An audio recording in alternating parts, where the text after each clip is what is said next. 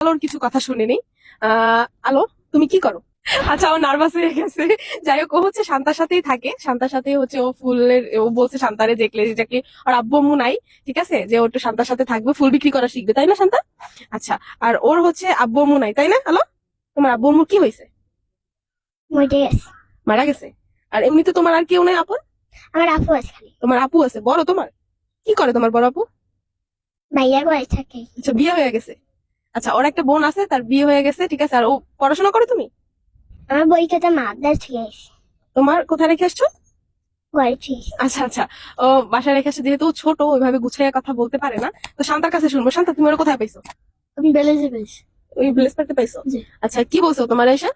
বলছে আপু আমার তোমাকে বাসা নেবা। হুম। আমি কি হ্যাঁ নেবো।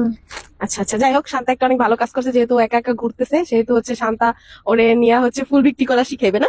যাই হোক, অর্জন ওদের জন্য সবাই দোয়া করেন, ঠিক আছে, আল্লাহ যেন ওদেরকে আহ আচ্ছা, শান্তাকে আপু বইলা ডাকে, আর শান্তা ওর বড় বোন হয়ে গেছে না? বড় বোন হয়ে গেছে।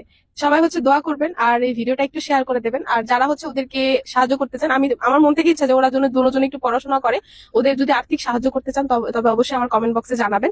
কারণ ওরা এইভাবে যদি পড়াশোনা ছাড়া আস্তে আস্তে বড় হয়, ওদের জীবনটা আসলে অনেকটা ছন্ন ছাড়ার মতো হয়ে যাবে, যেহেতু এখনো ছোট, এখনো গুছাই নেওয়ার সময় আছে। তো অবশ্যই একটু সবাই সাপোর্ট করবেন। ভালো থাকবেন, ধন্যবাদ।